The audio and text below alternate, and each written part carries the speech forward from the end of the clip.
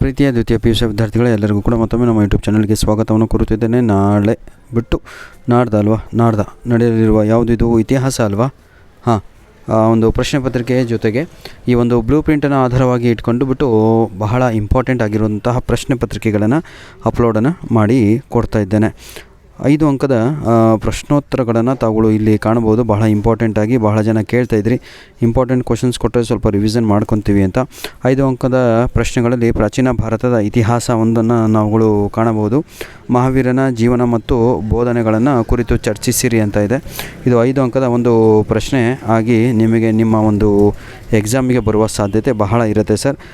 ನೋಡಿ, ಈಗ ಮಹಾವೀರ ಜೀವನ ಮತ್ತು ಬೋಧನೆಗಳನ್ನು ಕುರಿತು ಬರೆಯಿರಿ ಅಂದರೆ ಮೊದಲನೇ ಭಾಗದಲ್ಲಿ ನಾವು ಜೀವನವನ್ನು ಬರೆದ್ವಿ, ಎರಡನೆಯ ಭಾಗದಲ್ಲಿ ನಾವು ಬೋಧನೆಗಳನ್ನು ಬರಿತಾ ಇದ್ದೀವಿ. ಹೌದಲ್ಲ? ಪಂಚಶೀಲ ತತ್ವಗಳಾಗಿರ್ಬೋದು, ಹೀಗೆ ಭಾಳ ಲೆಂತಿಯಾಗಿದೆ. ಆನ್ಸರ್ಸ್ಗಳನ್ನು ತಾವುಗಳು ನೋಡಿಕೊಂಡು ಈಸಿಯಾಗಿ ನಿಮ್ಮ ಎಕ್ಸಾಮಲ್ಲಿ ಬರೀರಿ. ಇನ್ನೊಂದು ಮುಖ್ಯವಾದ ವಿಷಯ ಪ್ರೀತಿಯ ವಿದ್ಯಾರ್ಥಿಗಳು, ಯಾವುದಿದು ಗಾಂಧಾರ ಕಲಾ ಶೈಲಿಯಲ್ಲಿ ಪ್ರಮುಖ ಲಕ್ಷಣಗಳನ್ನು ವಿವರಿಸಿ ಅಂತ ಇದೆ ಅಲ್ವಾ? ಎರಡನೆಯ ಒಂದು ಮುಖ್ಯವಾದ ಪ್ರಶ್ನೆ ಇರುವಂಥದ್ದು, ಹೌದಲ್ವಾ? ಇದು ಕೂಡ 5 ಅಂಕದ ಒಂದು ಪ್ರಶ್ನೆ ಆಗಿರುತ್ತೆ. ದಯವಿಟ್ಟು ಬರೆದು ಪ್ರಾಕ್ಟೀಸ್ ಮಾಡಿದರೆ ಒಳ್ಳೆಯ ಅಂಕಗಳನ್ನು ತಾವುಗಳು ತೆಗೆಯಬಹುದಾಗಿದೆ. ಇನ್ನೊಂದು, ಗಾಂಧಾರ ಕಲಾಶೈಲಿಯ ಪ್ರಮುಖ ಲಕ್ಷಣಗಳನ್ನು ವಿವರಿಸಿ. ಇದು ಕೂಡ 5 ಅಂಕದ ಒಂದು ಪ್ರಶ್ನೆ. ಹಾಗೂ ಪ್ರೀತಿಯ ವಿದ್ಯಾರ್ಥಿಗಳೇ, ಇನ್ನೊಂದು ಪ್ರಶ್ನೆ 3, ಚೋಳರ ಗ್ರಾಮಾಡಳಿತವನ್ನು ವಿವರಿಸಿ ಅಂತ ಇದೆ. ಚೋಳರ ಗ್ರಾಮಾಡಳಿತವನ್ನು ವಿವರಿಸಿ. ಇದು ಕೂಡ ಬಹಳ ಮುಖ್ಯವಾಗಿರುವಂಥ ಒಂದು ಪ್ರಶ್ನೆ ಆಗಿರುತ್ತೆ. ತಾವುಗಳು ದಯವಿಟ್ಟು ಈ ಒಂದು ಪ್ರಶ್ನೆಯನ್ನು ರೆಡಿ ಆಗಬೇಕು, ಸಿದ್ಧರಾಗಬೇಕು. ಆಯಿತಾ? ಕ್ಲಿಯರ್? ಬನ್ನಿ ಮುಂದಿನ ಒಂದು ನೋಡ್ತಾ ಹೋಗೋಣ. ಇದರಲ್ಲಿ ಎಲ್ಲ ಅರ್ಹತೆಗಳು ಅನರ್ಹತೆಗಳು ಎಲ್ಲದೂ ಕೂಡ ಇದೆ. ಇದನ್ನು ತಾವುಗಳು ಒಮ್ಮೆ ನೋಡಿಕೊಂಡು ರೆಡಿಯಾಗಿ. ಆಯಿತಾ? 4ನೆಯ ಪ್ರಶ್ನೆ ಬಂದು ಹರ್ಷವರ್ಧನ ಸಾಧನೆಗಳನ್ನು ವಿವರಿಸಿ ಅಂತ ಇದೆ. ಇದನ್ನು ಕೂಡ ತಾವುಗಳು ಪರ್ಫೆಕ್ಟಾಗಿ ನೋಡಿಕೊಂಡು ರೆಡಿಯಾಗಬೇಕಾಗಿರುತ್ತೆ. ಇದರ ಒಂದು ಕೀ ಆನ್ಸರ್ ಹೀಗೆ ಬರೀಬೇಕಾ ಸರ್ ಅಂತ, ಹೀಗೆ ಬರೀಬೇಕು ಅಂತಲ್ಲ, ನಿಮ್ಮ ಒಂದು ಪ್ರಾಕ್ಟೀಸಿಗಾಗಿ ನಾವು ಇಲ್ಲಿ ಪಾಯಿಂಟ್ ವೈಸನ್ನು ಕೊಟ್ಟಿರುವಂಥದ್ದು. ಈ ಒಂದು ಪ್ರಾಕ್ಟೀಸನ್ನು ಮಾಡಿಕೊಂಡು ತಾವುಗಳು, ಆಯಿತಾ, ಉತ್ತರಗಳನ್ನು ನಿಮ್ಮ ಎಕ್ಸಾಮಲ್ಲಿ ಬರೀಬೇಕಾಗಿರುತ್ತೆ. ಹಾಗಾಗಿ ಮೊದಲು ಪ್ರಾಕ್ಟೀಸನ್ನು ಮಾಡಿ ವಿದ್ಯಾರ್ಥಿಗಳೇ. ಹರ್ಷವರ್ಧನ ಸಾಧನೆಗಳನ್ನು ವಿವರಿಸಿ ಅಂತ ಇದಲ್ವ, ಮೊದಲು ಪ್ರಾಕ್ಟೀಸ್ ಮಾಡಿ ಇವೆಲ್ಲ ಪ್ರಶ್ನೆಗಳು. ಬನ್ನಿ ಈಗ ಮುಂದಿನ ಒಂದು ಪ್ರಶ್ನೆ ಇನ್ನೊಂದು ನೋಡೋಣ. ಹೊಯ್ಸಳ ಮತ್ತು ವಾಸ್ತುಶೈಲಿಯ ಪ್ರಮುಖ ಲಕ್ಷಣಗಳನ್ನು ವಿವರಿಸಿ. 5 ಅಂಕದ ಪ್ರಶ್ನೆಗಳಲ್ಲಿ ಹೊಯ್ಸಳ ವಾಸ್ತುಶೈಲಿಯ ಪ್ರಮುಖ ಲಕ್ಷಣಗಳನ್ನು ವಿವರಿಸಿ. ಆಯಿತಾ? ದ್ರಾವಿಡ, ಯಾವುದಿದು ಮೇಸರ ಮತ್ತು ದ್ರಾವಿಡಗಳನ್ನು ಸೇರಿಸಿ ಹೊಯ್ಸಳ ಶೈಲಿ ಎಂಬ ಹೊಸ ವಾಸ್ತುಶಿಲ್ಪ ಶೈಲಿಯನ್ನು ಬೆಳೆಸಿದರು ಅಂತ ಇದೆ. ಈ ಶೈಲಿಯ ಪ್ರಮುಖ ಲಕ್ಷಣಗಳನ್ನು ಇಲ್ಲಿ ಬರೆದಿದ್ದಾರೆ ಉತ್ತರಗಳಾಗಿ. ನಂತರದಲ್ಲಿ ಯಾವುದಿದು, ಅವರು 100ಕ್ಕೂ ಹೆಚ್ಚು ದೇವಾಲಯಗಳನ್ನು ನಿರ್ಮಿಸಿದ್ದಾರೆ ಅಂತ ಅದು ಇದೆ.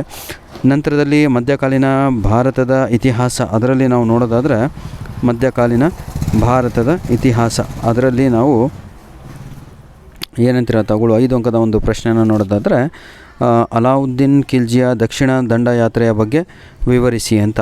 ಆಯಿತಾ? ಮಧ್ಯಕಾಲೀನ ನಿಮಗೆ ಒಂದು ಇದೆಯಲ್ವ ಭಾಗ, ಆ ಒಂದು ಭಾಗದಲ್ಲಿ ಒಂದು ಪ್ರಶ್ನೆಯಾದಂತಹ ನಿಮ್ಮ ಒಂದು ಅಲಾವುದ್ದೀನ್ ಖಿಲ್ಜಿಯ ದಕ್ಷಿಣ ದಂಡಯಾತ್ರೆ ಅಂತ ಇದೆ ಅಲ್ವಾ, ಬಗ್ಗೆ ವಿವರಣೆಯನ್ನು ಬರೆಯಿರಿ ಅಂತ. ಆ ಪ್ರಶ್ನೆ ಬಹಳ ಮುಖ್ಯವಾಗಿರುವಂಥದ್ದು, ತಾವುಗಳು ಯುಟಿಲೈಸ್ ಮಾಡಿಕೊಳ್ಳಬಹುದು. ಬನ್ನಿ ವಿದ್ಯಾರ್ಥಿಗಳೇ, ನೆಕ್ಸ್ಟು ಇನ್ನೊಂದು ಅಲಾವುದ್ದೀನ್ ಖಿಲ್ಜಿಯ ಸುಧಾರಣೆಗಳನ್ನು ತಿಳಿಸಿ ಅಂತ ಇದೆ.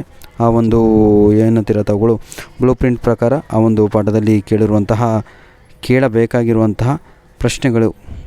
ನೆಕ್ಸ್ಟು ಇವೇ ಪ್ರಶ್ನೆಗಳು ಬರ್ತವೆ ಅಂತ ಅಲ್ಲ ರೀ, ದೀಸ್ ಕ್ವಶನ್ಸ್ ಆರ್ ಇಂಪಾರ್ಟೆಂಟ್. ಯಾಕಂದರೆ ಬ್ಲೂ ಪ್ರಿಂಟ್ ಪ್ರಕಾರ ಆ ಒಂದು ಭಾಗದಲ್ಲಿ ಇಷ್ಟು ಪ್ರಶ್ನೆಗಳು ಕೇಳಬೇಕು ಅಂತ ಇದೆ ಅಲ್ವಾ? ಹಾಗಾಗಿ ಇದರಲ್ಲಿ ನಾವು ಪ್ರಶ್ನೆಗಳನ್ನು ಕೇಳಿರುವಂಥದ್ದು.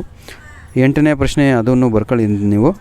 ಅಕ್ಬರನ ಧಾರ್ಮಿಕ ಮತ್ತು ಯಾವುದು ರಾಜಪೂತ ನೀತಿ ಅಂತ ಐತಲ್ವ, ಅದನ್ನು ಕೂಡ ತಾವುಗಳು ಬರ್ಕೋಬೋದು. ಇಂಪಾರ್ಟೆಂಟ್ ಆಗಿರುವಂಥ ಒಂದು ಪ್ರಶ್ನೆ ಆಗಿರುತ್ತೆ. ಆಯಿತಾ ವಿದ್ಯಾರ್ಥಿಗಳೇ? ಅಕ್ಬರನ ಧಾರ್ಮಿಕ ಮತ್ತು ರಾಜಪೂತ ನೀತಿಯನ್ನು ವಿವರಿಸಿ ಅಂತ ಒಂದು ಭಾಳ ಇಂಪಾರ್ಟೆಂಟ್ ಆಗಿರುವಂಥ ಒಂದು ಪ್ರಶ್ನೆ ಇದೆ. ಅದು ಕೂಡ ಇಂಪಾರ್ಟೆಂಟ್ ಆಗಿದೆ ನಿಮಗೆ, ಅದನ್ನು ತಾವುಗಳು ನೋಡ್ಕೊಳ್ಳಿ. ಇನ್ನೊಂದು ಶಿವಾಜಿ ಬಗ್ಗೆ ಬೇಕಲ್ವಾ? ಬರ್ಕೊಳ್ಳಿ ಅದನ್ನು ಕೂಡ. ಶಿವಾಜಿಯ ದಿಗ್ವಿಜಯಗಳನ್ನು ವಿವರಿಸಿ ಅಂತ. ಆಯಿತಾ? ಟೋಟಲ್ಲು 9 ಪ್ರಶ್ನೆಗಳಾಯ್ತಲ್ವಾ? ಬರ್ಕೊಳ್ಳಿ ಅದನ್ನು. ಆಯಿತಾ? ಶಿವಾಜಿಯ ದಿಗ್ವಿಜಯಗಳನ್ನು ವಿವರಿಸಿ ಅಂತ. ನಂತರದಲ್ಲಿ ಪ್ರೀತಿಯ ವಿದ್ಯಾರ್ಥಿಗಳೇ, ಇನ್ನೊಂದು ಪ್ರಶ್ನೆಯನ್ನು ಹೋಗೋಣ ನಾವು. ಬಂತಾ? ಎಸ್. ಕ್ವಶನ್ ನಂಬರ್ 10, ತಾಳಿಕೋಟೆ ಕದನ ಕಾರಣಗಳು ಮತ್ತು ಪರಿಣಾಮಗಳು ಯಾವುವು? ಇವೆಲ್ಲ ಇಂಪಾರ್ಟೆಂಟ್ ಕ್ವಶನ್ಸ್ಗಳು ನಿಮ್ಮ ಒಂದು ಪ್ರಿಪೇಟ್ರಿಗಾಗಿರುತ್ತೆ. ಪ್ರಿಪೇಟ್ರಿ 1, 2ಕ್ಕೂ ಕೂಡ ಆಗಿರುತ್ತೆ, ಜೊತೆಗೆ ನಿಮ್ಮ ಆ್ಯನ್ಯುವಲ್ ಎಕ್ಸಾಮಿಗೂ ಕೂಡ ಆಗಿರುತ್ತೆ. ಬನ್ನಿ ಈಗ ಇದರ ಉತ್ತರವನ್ನು ನೋಡ್ತಾ ಹೋಗೋಣ. ಯುದ್ಧದ ಕಾರಣಗಳಿದೆ, ಆಯಿತಾ. ನಂತರದಲ್ಲಿ ಪರಿಣಾಮಗಳು, ಯುದ್ಧದಿಂದ ಆದಂತಹ ಒಂದು ಪರಿಣಾಮಗಳನ್ನು ಕೂಡ ನಾವು ಇಲ್ಲಿ ಕಾಣಬಹುದಾಗಿದೆ. ಅಂದರೆ ಎಕ್ಸಾಮಲ್ಲಿ ಬರೀಲೇಬೇಕು ತಾವುಗಳು. ಕ್ವಶನ್ ನಂಬರ್ 11 ಸರ್, ಮೊಹಮ್ಮದ್ ಗವಾನನ ಸಾಧನೆಗಳನ್ನು ವಿವರಿಸಿರಿ ಅಂತ ಇದೆ, ಆಯಿತಾ. ಇದೇ ಭಾಗದಲ್ಲಿ ಬರೆಯುವಂಥದ್ದು. ಇಷ್ಟರಲ್ಲಿ ಯಾವುದಾದ್ರೂ 2 ಅಥವಾ 3 ಪ್ರಶ್ನೆಗಳು ನಿಮ್ಮ ಒಂದು ಆ್ಯನ್ಯುವಲ್ ನಿಮ್ಮ ಪ್ರಿಪೇಟರಿ ಎಕ್ಸಾಮಿಗೆ ಬರ್ಬೋದು. ನಂತರದಲ್ಲಿ ಅದರ ಒಂದು ಸಾಧನೆಗಳನ್ನು ಕೂಡ ನೋಡ್ಬೋದು. ಈಗ ಮಧ್ಯಕಾಲೀನ ಇದಾಯಿತು. ಆಧುನಿಕ ಭಾರತದ ಇತಿಹಾಸ, ಇದರ ಒಂದು ನೋಡೋಣ. ಕ್ವಶನ್ ನಂಬರು ಈಗ ನಾನು ಅಂದರೆ ಟೋಟಲ್ಲು 12ನೇ ಪ್ರಶ್ನೆ ಆಯ್ತಿದ್ದು. ಪ್ಲಾಸಿ ಕದನದ ಕಾರಣಗಳು ಮತ್ತು ಪರಿಣಾಮಗಳು ಯಾವುವು ಅಂತ ಇದೆ. ಆಧುನಿಕ ಭಾರತದ ಇತಿಹಾಸ, ಆಯಿತಾ. ಇದರಲ್ಲಿ ಪ್ಲಾಸಿ ಕದನದ ಕಾರಣಗಳು ಮತ್ತು ಪರಿಣಾಮಗಳನ್ನು ಯಾವುವು ಅಂತ ಕೇಳಲಾಗಿದೆ. ಈ ಯುದ್ಧಕ್ಕೆ ಕಾರಣಗಳು ಈ ಕೆಳಗಿನಂತಿವೆ ಅಂತ ಹಾಕಿಬಿಟ್ಟು ತಾವುಗಳು ಬರಿಬೋದು, ಆಯಿತಾ. ರಾಜಕೀಯ ಕಾರಣಗಳು ಬರೀರಿ. ನಂತರದಲ್ಲಿ ದಸ್ತಕಳ ದುರುಪಯೋಗ ಅದನ್ನು ಕೂಡ ಬರಿಬೋದು, ಆಯಿತಾ. ನಂತರದಲ್ಲಿ ಪ್ರತಿಯೊಂದು ಕೂಡ ಬರಿಬೇಕಾಗುತ್ತೆ. ಅದರಿಂದ ಆದಂತಹ ಯುದ್ಧದಿಂದ ಒಂದು ಪರಿಣಾಮಗಳಾಗಿರ್ಬೋದು, ಎಲ್ಲದೂ ಕೂಡ ಬರಿಬೇಕು. ಪ್ರಶ್ನೆ ಈಗ ನಾವು 13ಕ್ಕೆ ಹೋಗ್ತಾಯಿದ್ದೀವಿ. ಬ್ರಿಟಿಷರೊಂದಿಗೆ ಟಿಪ್ಪುವಿನ ಹೋರಾಟವನ್ನು ಚರ್ಚಿಸಿರಿ ಅಂತ ಒಂದು ಪ್ರಶ್ನೆ ಕೇಳಬಹುದು ನಿಮ್ಮ ಒಂದು ಪ್ರಿಪೇಟರಿ ಹಾಗೂ ಇಂಪಾರ್ಟೆಂಟ್ ಕ್ವಶನ್ಸ್ಗಳನ್ನು ನೀಡುತ್ತಿರುವಂಥದ್ದು ನಾವು ಇಲ್ಲಿ. 2ನೇ ಆಂಗ್ಲೋ ಮೈಸೂರು ಯುದ್ಧ, ಅದು ಕೂಡ ಬರಿಬೇಕು. 2ನೇ ಆದ ತಕ್ಷಣ ನೆಕ್ಸ್ಟ್ 3ನೇ ಆಂಗ್ಲೋ ಮೈಸೂರು, ಅದು ಕೂಡ ಬರಿಬೇಕಾಗತ್ತೆ ಅವುಗಳು. 4ನೇ ಆಂಗ್ಲೋ ಮೈಸೂರು ಕೂಡ ಬರಿಬೇಕಾಗತ್ತೆ. ಕ್ಲಿಯರ್.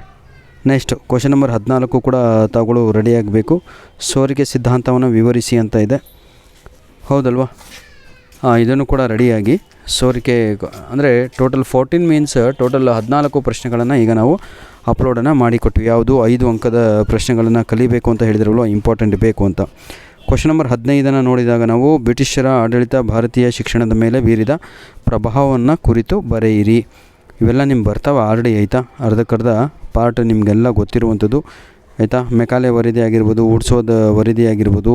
ಪ್ರಶ್ನೆ ಫಸ್ಟು ಅರ್ಥ ಮಾಡ್ಕೊಳ್ಳಿ. ಬ್ರಿಟಿಷರ ಆಡಳಿತ ಭಾರತೀಯ ಶಿಕ್ಷಣದ ಮೇಲೆ ಬೀರಿದ ಪ್ರಭಾವ ಅಂದರೆ ಎಜುಕೇಷನ್ ಸಿಸ್ಟಮ್ ಮೇಲೆ ಬ್ರಿಟಿಷರು ಇದ್ದಾಗ ನಮ್ಮ ಭಾರತದ ಸಂಸ್ಕೃತಿಯಾಗಲಿ ಅಥವಾ ಭಾರತದ ದೇಶದ ನೆಲದ ಮೇಲೆ ಬೀರಿದಂಥ ಪ್ರಭಾವ. ಮೆಕಾಲೆ ವರದಿಯಾಗಿರ್ಬೋದು, ವುಡ್ಸ್ ವರದಿಯಾಗಿರ್ಬೋದು, ಅಥವಾ ಇಂಥ ಹಲವಾರು ರೀಸನ್ಸ್ಗಳಾಗಿರ್ಬೋದು. ಟೆಕ್ಸ್ಟ್ ಬುಕ್ಕಲ್ಲಿ ಇನ್ನೂ ಯಾವುದೆಲ್ಲ ಇದೆ ಅದನ್ನು ಕೂಡ ತಗೊಳ್ಳು, ಇದನ್ನು ಮಾಡ್ಕೊಳ್ಳಿ. ಕ್ವಶನ್ ನಂಬರ್ 16, ಸ್ವಾಮಿ ವಿವೇಕಾನಂದರವರ ವ್ಯಕ್ತಿತ್ವವನ್ನು ಚರ್ಚಿಸಿರಿ ಅಂತ ಕೇಳಿದರೆ ಇದು ಭಾಳ ಸಲ ಕೇಳಿರುವಂಥ ಪ್ರಶ್ನೆ. ಟಿಪ್ಪುದು ಹಾಗೂ ಸ್ವಾಮಿ ವಿವೇಕಾನಂದರವ್ರದ್ದು, ಆಯಿತಾ. ಪಾಯಿಂಟ್ ವೈಸ್ ಮಾಡಿ ಇದನ್ನು ಬರೀಬೇಕಾಗಿರುತ್ತೆ. ಮೊದಲು ಅವರು ಯಾರು, ಏನು ಕತೆ ಅಂತ ಎಲ್ಲ ಬರೆದು, ಆಯಿತಾ.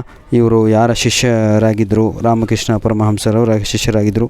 ಇವರು ಹಿಂದೂ ಧರ್ಮವನ್ನು ಪ್ರತಿಪಾದಿಸಲು ಸ್ವಾಮಿ ವಿವೇಕಾನಂದರು ಕ್ರಿಸ್ತಶಕ ಅಮೆರಿಕ ಚಿಕಾಗೋದಲ್ಲಿ ನಡೆದ ಸರ್ವಧರ್ಮ ಸಮ್ಮೇಳನದಲ್ಲಿ ಭಾಗವಹಿಸಿದರು.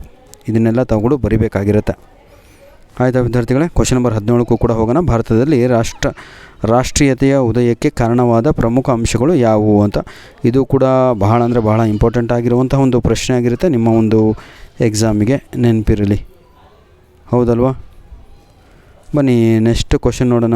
ನಾವು ಕ್ವಶನ್ ನಂಬರ್ 18, ಕರ್ನಾಟಕದ ಏಕೀಕರಣ ಚಳುವಳಿಯನ್ನು ಸಂಕ್ಷಿಪ್ತವಾಗಿ ಚರ್ಚಿಸಿರಿ ಅಂತ ಇದೆ, ಆಯಿತಾ. ಈ ಮೇಲೆ ಅಪ್ಲೋಡ್ ಮಾಡಿದಂಥ ಎಲ್ಲ ಪ್ರಶ್ನೆಗಳು as per the blue print of this academic year ನಿನ್ನ ಎಲ್ಲ ಬ್ಲೂ ಪ್ರಿಂಟನ್ನು ಗಮನದಲ್ಲಿಟ್ಕೊಂಡು ಆ ಚಾಪ್ಟ್ರಲ್ಲಿ, ಆಯಿತಾ. ಒಟ್ಟು ನೋಡಿ, ಪ್ರಾಚೀನ ಭಾರತದ ಇತಿಹಾಸದಲ್ಲಿ ಈಗ ಒಂದು ಪ್ರಶ್ನೆ ಕ್ರಮ ಸಂಖ್ಯೆ 1ರಿಂದ 5ರವರೆಗೆ ಇರುತ್ತೆ, ಆಯಿತಾ.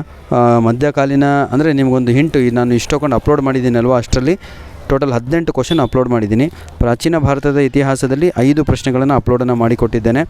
ನಂತರದಲ್ಲಿ ಮಧ್ಯಕಾಲೀನ ಭಾರತದ ಇತಿಹಾಸದಲ್ಲೂ ಕೂಡ 5 ಪ್ರಶ್ನೆಗಳು 10 ಆಯಿತು. ನಂತರದಲ್ಲಿ 8 ಪ್ರಶ್ನೆಗಳನ್ನು ಆಧುನಿಕ ಭಾರತದ ಇತಿಹಾಸದಲ್ಲಿ. ಒಟ್ಟು 4 ಪ್ರಶ್ನೆಗಳ ಮೇಲೆ ಸೂಚಿಸುತ್ತೆ ಪ್ರಶ್ನೆ ಕ್ರಮ. ನೋಡಿ, ಮಾತ್ರ ನೀಲನಕ್ಷೆ ಪ್ರಕಾರ ಪರೀಕ್ಷೆಗೆ ಬರುತ್ತವೆ. ಇದರ ಅರ್ಥವೇನೋ ಅರ್ಥ ಆಯ್ತಲ್ವ. ಧನ್ಯವಾದಗಳು ವಿದ್ಯಾರ್ಥಿಗಳೇ. God bless you all the best, do well. ಚೆನ್ನಾಗಿ ಎಕ್ಸಾಮನ್ನು ಬರೀರಿ. ಎಕ್ಸಾಮ್ ಆದ ತಕ್ಷಣ ತಮ್ಮ ಪ್ರಶ್ನೆ ಪತ್ರಿಕೆಗಳನ್ನು ನಮ್ಮ ಮೇಲ್ ಐ ಡಿಗೆ ಕಳಿಸೋದನ್ನು ಮರೆಯಬೇಡಿ. ಧನ್ಯವಾದಗಳು.